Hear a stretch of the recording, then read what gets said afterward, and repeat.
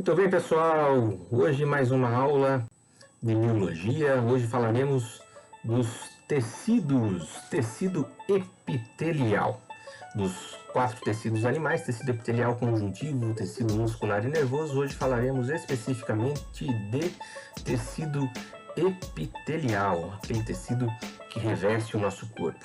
Então vamos lá, para que você possa compreender o que é esse tecido epitelial. Há 2 tipos de tecido epitelial que nós falaremos hoje, tá? Os tecidos de revestimento e o tecido epitelial glandular. Então, como a própria definição está trazendo aqui para gente, o tecido epitelial ele é um tecido que forma o revestimento do nosso corpo, ele formará as glândulas que nós temos no nosso organismo, tá? No primeiro momento, vamos falar do revestimento. Então, o tecido epitelial de revestimento, como o próprio nome diz, né, reveste, eles formam as membranas epiteliais que revestem a superfície externa do nosso corpo, bem como cavidades internas. As membranas epiteliais não são atingidas por vasos sanguíneos. Então, nós estamos falando de um tecido que é um tecido de revestimento, que tem essa função de revestir, de proteger as estruturas do nosso corpo, e são estruturas que não recebem vasos sanguíneos. Então são células extremamente justapostas, são células que vão formar um tecido com células bem aderidas, bem próximas uma das outras, com pouco material entre as células, material intercelular, e não recebe nenhum vaso sanguíneo, tá? Aí é importante a gente lembra assim, quando você vai à praia e você sofre lá aquela queimadura do sol, que depois vai descamando a pele, você não sente dor quando a pele está descamando, né? Você pode até sentir naquele momento que queimou demais, você sente a dor por conta das queimaduras. Mas quando a pele está descamando, você retira aquela pele que já está morta sem nenhuma dor, porque ali você não tem terminação nervosa no tecido epitelial, você não tem vasos sanguíneos, portanto ele não sangra, tá? Costumo falar para os alunos assim, fiz um cortezinho com qualquer coisa na mão, na pele, e não sangrou e não doeu, mas ficou aquela marquinha ali. Não sangrou e não doeu porque não atingiu a parte inferior da sua pele, atingiu só a região epitelial, tá? Só a epiderme, que é onde você tem células que não estão recebendo terminações nervosas e não tem vasos sanguíneos ali. Tudo bem? Então vamos lá. Dentre os tipos de tecido epitelial de revestimento, nós temos um tipo de tecido epitelial que é o chamado epitélio simples. Esse epitélio simples, ele é formado por uma única camada de células, tá?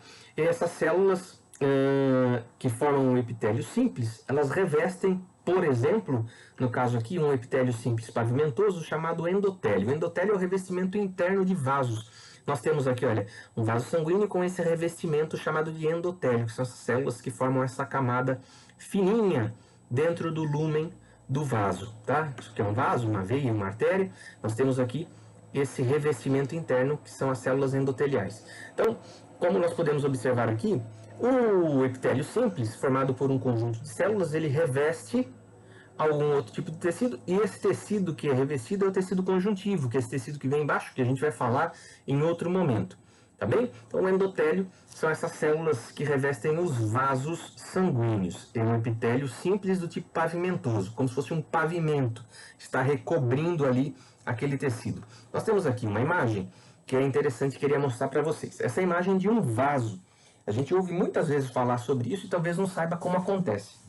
O que nós temos aqui nesse vaso sanguíneo é um corte do vaso ao meio, né? Retornando aqui, olha, o corte do vaso ao meio, e existe aqui um acúmulo abaixo da região epitelial, tá? O epitélio está aqui, olha, células justapostas formando o endotélio. Então, você tem aqui, esse vaso foi cortado ao meio, o endotélio vai revestindo aqui, olha, é um vaso sanguíneo, e aqui existe um acúmulo de gordura. Esse acúmulo de gordura é aquilo que a gente chama de ateroma. Então, aqui nós temos uma formação de uma placa de ateroma que vai causar aquele problema que é a aterosclerose, que são aqueles entupimentos de gordura que acontece dentro dos vasos sanguíneos.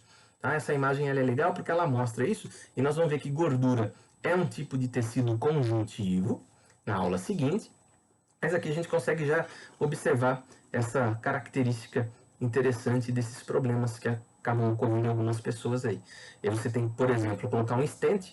O stent nada mais é do que uma estrutura que vai entrar aqui e vai forçar essa obstrução para que ela saia, remove, portanto, essa obstrução, e aí fica aqui um arcabouço metálico, uma estrutura metálica, que é o stent, que é uma rede que vai fazer com que essa abertura ela não fique obstruída. Tá bem? Então aqui só para exemplificar. Então esse revestimento interno é o que a gente chama de endotélio. É um epitélio simples. Continuando, nós temos ainda dentro dos chamados epitélios simples, aqueles formados por uma única célula, o chamado epitélio cúbico, simples cúbico, que é o epitélio que recobre, por exemplo, o ovário. Então veja, são células mais cúbicas, tá? Mais quadradinhas, se assemelham a dados, portanto o termo cubo. A gente consegue ver aqui na ilustração o que seria um núcleo. Esse epitélio cúbico, por exemplo, reveste o ovário, ou um epitélio do tipo prismático, que são células que estão ali no estômago e no intestino. Então, prismático, olha só, elas são mais alongadas, diferente do que acontece com o caso do epitélio cúbico, tá bem? Então, são tipos de epitélios simples. Aí, nós saímos do epitélio simples, que são aquelas células que formam um revestimento com uma única fileira de células, e vamos para o que é chamado de epitélio estratificado, onde não tem apenas um conjunto de células, mas um amontoado de células. Então, são muitas células que formam ali uma camada de revestimento. E aí nós podemos ter o epitélio estratificado do tipo pavimentoso, que vai formar a epiderme, que é a nossa pele de fato, a parte superior da nossa pele, e o epitélio estratificado do tipo prismático, que vai formar os condutos glandulares. A gente vai falar de glândula daqui a pouco. Então nós temos aqui, olha, um epitélio estratificado pavimentoso, que é o que forma na nossa pele. Então, a nossa pele, se nós observarmos um corte laminar ao microscópio, nós vamos ver isso, tá? Um formato bastante irregular, mas um conjunto de células formando esse extrato. Ou, no caso dos condutos glandulares, o que a gente observa parece que é uma melhor organização dessas células com relação até ao seu formato, formando esse epitélio estratificado. Tá bem? Se nós observarmos aqui, olha, um tecido mucoso, tá? Esse tecido mucoso que a gente está observando, essa ilustração, mucosa, para que você possa entender, são os revestimentos úmidos. Então, dentro da nossa boca, a mucosa oral. No nosso nariz, né, a mucosa olfativa. Então, nós temos mucosa também no olho. Tá? Todo o trato digestório, a gente tem uma mucosa, que é um revestimento que ele libera aí um muco, mantendo-se sempre umidificado. A pele externamente ela não é uma mucosa, ela não está liberando esse muco, que é o lubrificante, tá? Então na boca nós temos aí uma superfície úmida. Isso aqui é uma mucosa, que a gente consegue ver, ó, a camada superficial e a camada intermediária e basal, que são as células do epitélio. Note que nessa parte arroxeada e rosada aqui, na parte superficial nós temos células que já estão morrendo e vão ser liberadas. Na camada intermediária ainda células bem vivas, mas não tem vaso sanguíneo. O vaso sanguíneo ele aparece aqui na chamada lâmina própria, que é tecido conjuntivo, que nós vamos estudar. Veja os vasos sanguíneos, eles estão aqui. Por isso que algumas pessoas, quando, por exemplo, tem aquela mania de ficar cutucando, mordendo assim a pelinha dentro da boca, ela vai descamando aquela pelinha e não sangra, né? Porque você está mastigando essas células aqui. Porque os odontologistas, os dentistas não recomendam fazer isso, tá? Existem algumas lesões de mucosa oral que pode trazer dano grave, tá? Por exemplo, câncer de boca pode surgir por conta dessa mastigação desse cantinho da boca aí. Não é aconselhável. Então, nós temos aqui um corte do que seria a pele da mucosa dentro da boca. Então, a parte epitelial, parte de tecido conjuntivo, parte de submucosa, onde pode ter acúmulo de gordura, e aqui o músculo, a musculatura, que é um outro tipo de tecido. Se nós observarmos essa imagem aqui, isso é o corte de uma lâmina que a gente observa ao microscópio. Você vai perguntar para mim, professor, por que que tá roxo? Porque isso daí foi corado, usa-se um corante. Se a gente não usar o corante, filho, para olhar a lâmina ao microscópio, né, o tecido, a gente não consegue enxergar nada, porque é muito pequenininho, fica transparente. Então a gente tem que colorir, tem que colocar um corante, ele deixa com a cor, e aí os corantes eles vão fixar-se em locais estratégicos da célula. Se eu quero, por exemplo, analisar núcleo com melhor maneira, eu uso um tipo de corante. Se eu quero observar citoplasma, se eu quero observar membrana plasmática, existem diversos tipos de corantes, tá? E com cores diferentes também, tá? Então, o que eu tenho aqui, olha, é um corte de esôfago. Veja, esôfago, aumento de 40 vezes de um atlas de histologia da Universidade Federal de Goiás. Tem um endereçozinho aqui embaixo de onde isso daí foi retirado. Então, nesse atlas de histologia da Universidade Federal de Goiás, da UFG, ele mostra aqui para nós o epitélio estratificado pavimentoso não queratinizado do esôfago, que é o canal que liga a região de faringe até o estômago. Então, o esôfago, num corte, ele apresenta esse tecido epitelial que a gente está vendo aqui bem arroxeado, tá? Então aqui isso é uma lâmina, isso é verdadeiro, isso não é uma ilustração, para que a gente possa ver. Então aqui temos essas células que formam o epitélio. E aqui embaixo a gente já tem tecido conjuntivo, que é tecido conjuntivo do tipo frouxo, que a gente vai estudar mais para frente. Tá bem? Então esse é um corte em lâmina. Os epitélios ainda eles podem ser do tipo pseudo-estratificado, que vai acontecer, por exemplo, na traqueia. São células de diferentes tamanhos. Aqui para a gente ver um exemplo da ilustração. Chamados epitélios de transição. Esse aqui é uma lâmina que apresenta um corte do epitélio de transição que aparece na bexiga. Chama epitélio de transição porque se a bexiga está cheia, ele tem um formato. Se a bexiga está vazia, ele apresenta outro formato. Tá bem? Mas aqui para nós é importante que nós conheçamos essa questão de cortes histológicos, isso é a nível acadêmico. Isso aqui é interessante que nós observemos, tá? Os chamados epitélios de transição. Tá bem?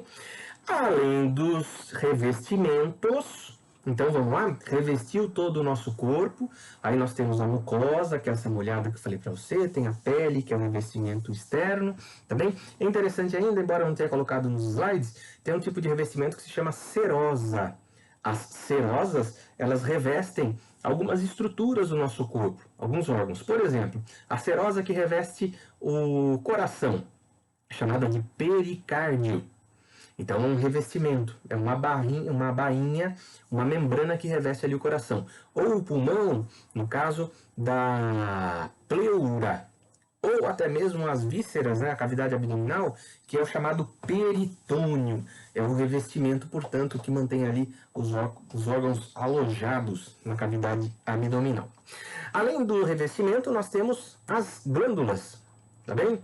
A glândula, nós temos, na verdade, epitélios, que são epitélios com função secretora, constituídos por células glandulares, que são especializadas na produção e secreção de substância.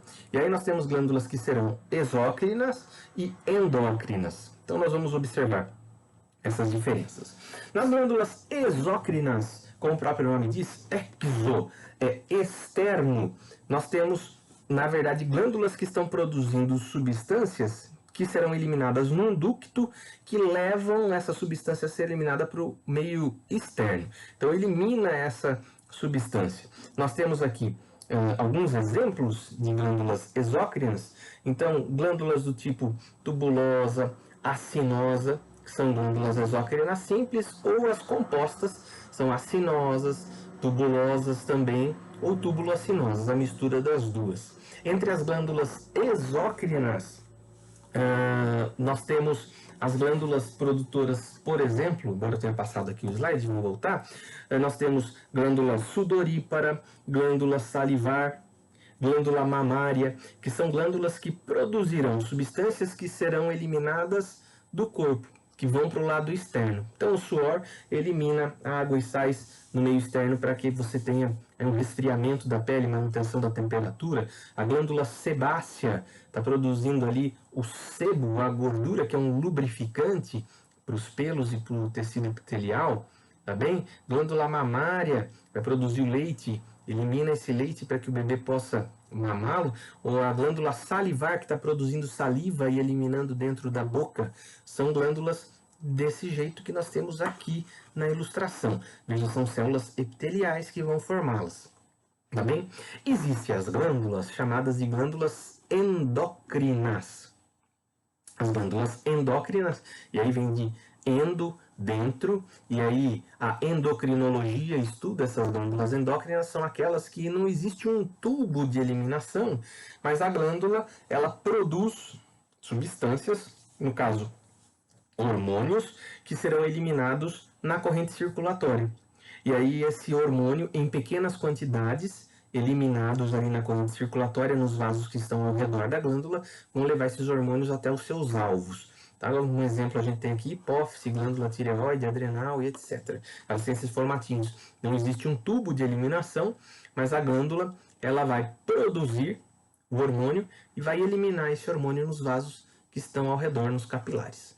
Tá? Existem ainda as chamadas glândulas anfícrinas, que são aquelas que são tanto exócrina quanto endócrina ao mesmo tempo. É o caso do pâncreas. O nosso pâncreas ele tem a função endócrina, a produção de hormônios como a insulina, então vai auxiliar aí com relação à glicose, absorção de glicose. Então ele tem a função de produção de hormônio, mas também tem a função exócrina, que é a produção, por exemplo, do suco pancreático, que é eliminado dentro do sistema digestório, do tubo digestório, lá na região do duodeno. Então, por ter a função tanto endócrina quanto exócrina, nós chamamos essas glândulas de glândulas anfícrinas. Tá bem? Então, nós temos tanto glândulas endócrinas quanto exócrinas, nós temos revestimento, tudo isso formado por tecido epitelial. Tá bem? Por hoje é isso. Abraço!